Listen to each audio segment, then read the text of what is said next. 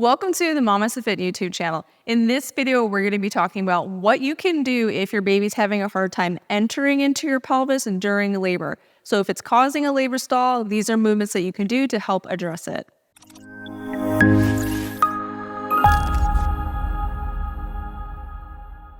Hey, I'm Gina. I'm a perinatal fitness trainer and birth doula with over 6 years in birth experience. And I'm Roxanne. I'm a labor and delivery nurse for over 8 years and currently a student midwife.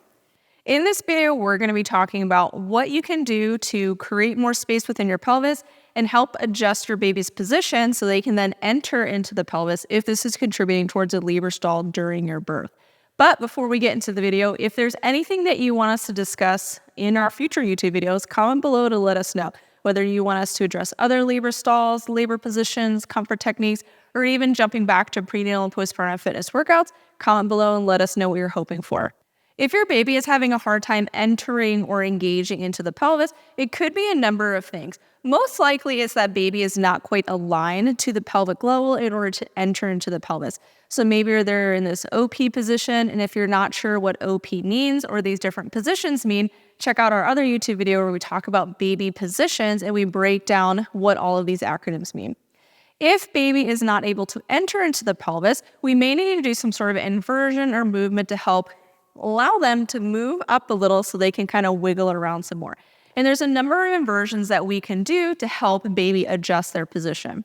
A really easy one that you can do in your labor bed, and you can sometimes do this even if you have an epidural, would be just the puppy dog pose. So we're just looking for the hips to be higher than the chest and maintaining this for about 20 to 30 minutes. So if your contractions are pretty spaced out, this can be a really helpful position to get in because you can usually maintain it for a long period of time without getting super lightheaded.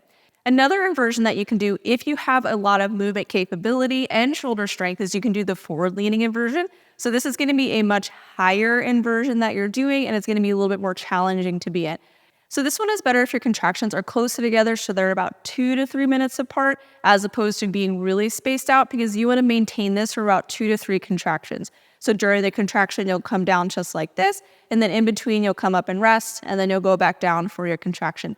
Sometimes you'll feel a shift in your body when you do these inversions, but if you don't, we'll move on to the other movements that you can do to help create more space in your pelvis. However, if you do have an epidural and you're not able to get into these positions, we can also tilt the bed, which is called Trendelenburging the bed, as a way to bring you into a little bit of an inversion. And again, you can maintain this for about 20 to 30 minutes on one side. Then we would probably recommend coming up and resting, and then you can do 20 to 30 minutes on the other side. This will be something that you do have to coordinate with your nurse and have the support from them to come into that type of inversion.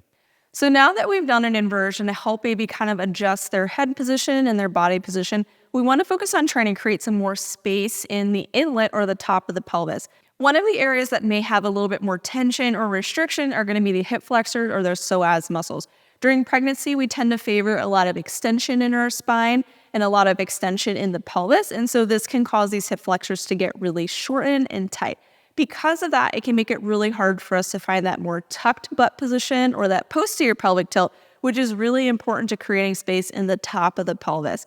So if we're having a hard time creating the space, we can do some manual release techniques to help your baby enter into your pelvis. So you can do this partner-supported hip flexor release. So you'll start in this 90-90 position with your legs, and then your partner will grab your top leg and bring it back. And then however they feel comfortable supporting your leg is gonna be fine. I like to bring my arm underneath like this.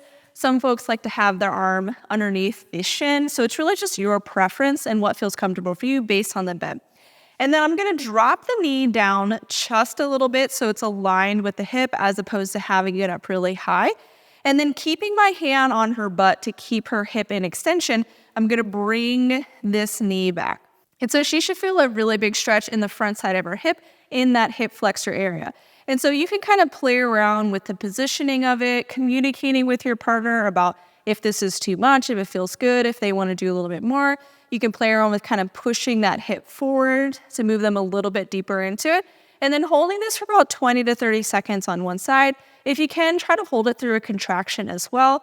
And then you'll just slowly release, and then you can move on and do the other side. So this is a great hip flexor release to do that's partner supported. I find that you can get a little bit deeper into it as opposed to doing like the half kneeling one. But if you do want to get up and do your own hip flexor release, you could do like a half kneeling hip flexor release as well.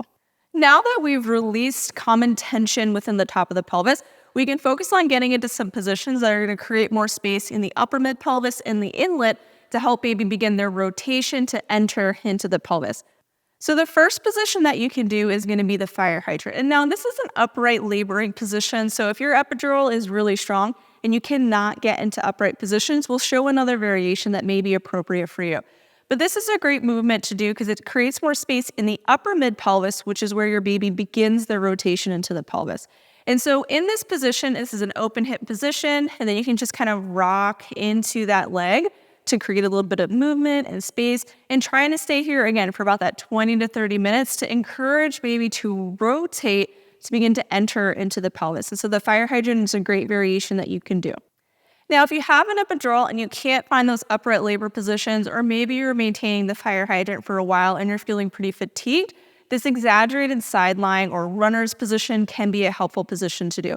It's the same open hip position, but we're in a slightly more supported position, and the belly isn't straight down to the floor. It's going to be a little bit more angled because, again, you can't roll all the way onto your belly because there's a baby there. So you're going to roll as much as you can onto the belly while still being comfortable.